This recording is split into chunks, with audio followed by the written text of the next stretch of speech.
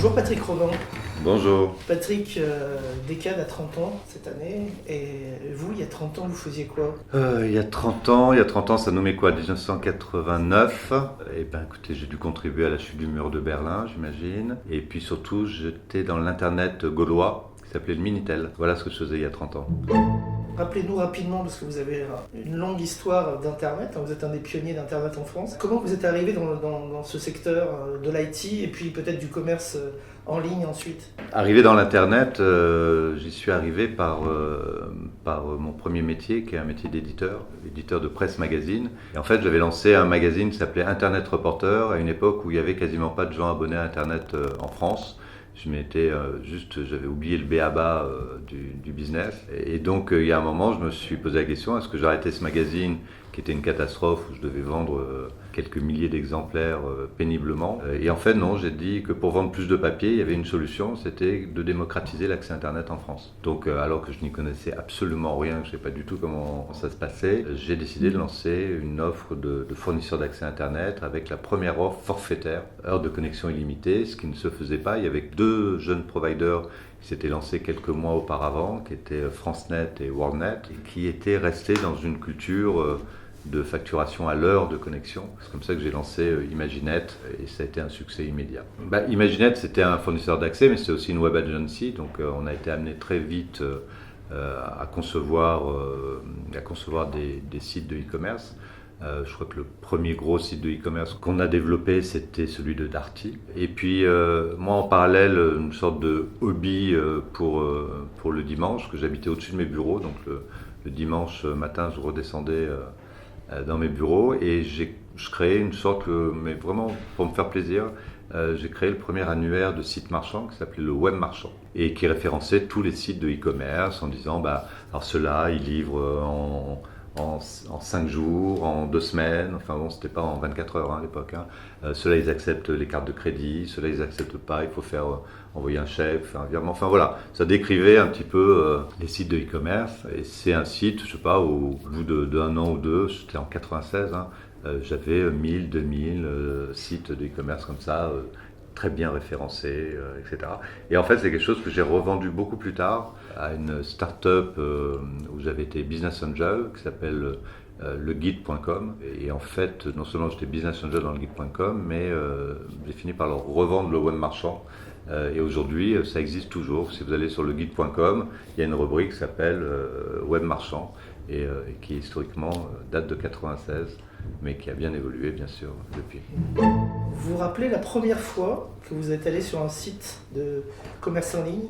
C'était quoi? Vous vous rappelez c'était lequel et c'était pour acheter quoi? Très sincèrement, je m'en souviens pas. Je vous mentirais en vous disant que c'était un billet de train ou un bouquin sur Amazon. Je peux imaginer ce que ça aurait pu être. Je pense que ça aurait pu être effectivement un bouquin, mais plutôt sur À la page, qui a été le premier site vraiment de vente de livres en ligne. Je me demande même si c'était pas très légèrement avant Amazon.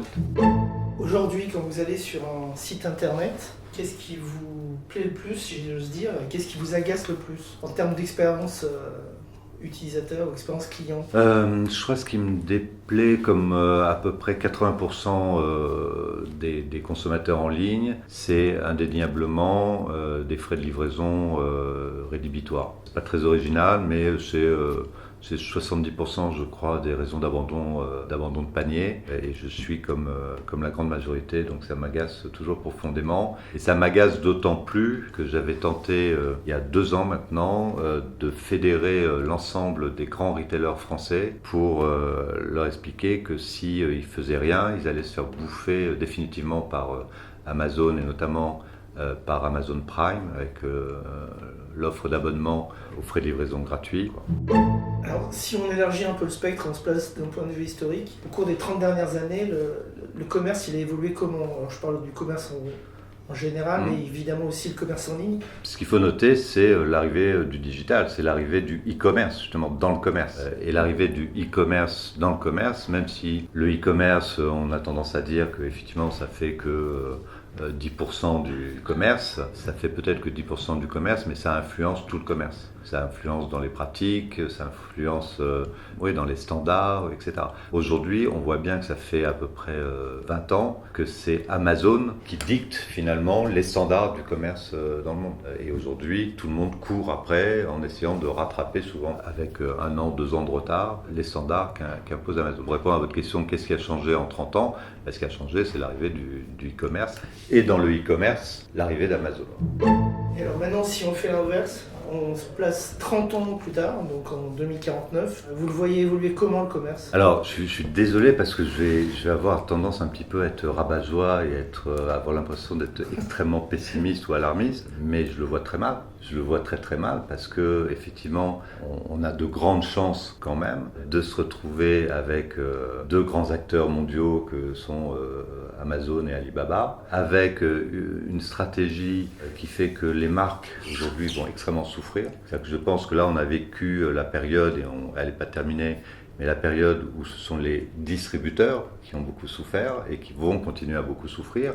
Mais je pense que maintenant que de plus en plus de distributeurs soit disparaissent, soit sont en mode de faiblesse, Amazon de plus en plus va pouvoir s'attaquer aux marques. Et on l'a bien vu, ils ont lancé de plus en plus leurs propres marques dans tous les domaines, y compris dans la mode. Ils ont mis beaucoup de temps à trouver leur marque dans la mode, ils ont eu beaucoup d'échecs à chaque fois qu'ils ont voulu lancer leur marque. Mais là, depuis 3-4 ans, ça y est, ils ont lancé 7 marques, je crois. Je ne sais pas où ils en sont. Ils ont dû lancer à peu près 7 marques en propre chez eux. Donc petit à petit, je pense que la prochaine étape, c'est qu'ils vont tuer les marques aussi, quoi. Enfin, voilà. Donc je ne suis pas très optimiste, j'en suis désolé. Juste le seul petit point quand même optimiste que je voudrais lancer, c'est qu'on voit bien qu'il y a un retour du commerce de proximité très fort, et notamment dans les commerces de bouche, donc alimentaires. Et ça, je trouve ça très très encourageant. Je ne suis pas convaincu malheureusement que ça puisse s'étendre à toutes les zones de notre territoire, ni à toutes les classes sociales malheureusement, parce que c'est souvent, il y a une notion de prix qui intervient, mais ça c'est plutôt encourageant. Et ça, je pense que c'est aussi une réaction face effectivement au fait que les retailers français, enfin les distributeurs français, notamment dans l'alimentaire, ont d'abord tué d'une certaine façon le petit commerce, mais ont tellement mal fait leur boulot en termes de qualité, en termes de service, etc., que du coup ils ont laissé la place à nouveau pour un retour au métier de proximité, de service, et où l'humain revenait un petit peu au centre. Merci Patrick Robin, et à bientôt. À bientôt. Au revoir. Au revoir.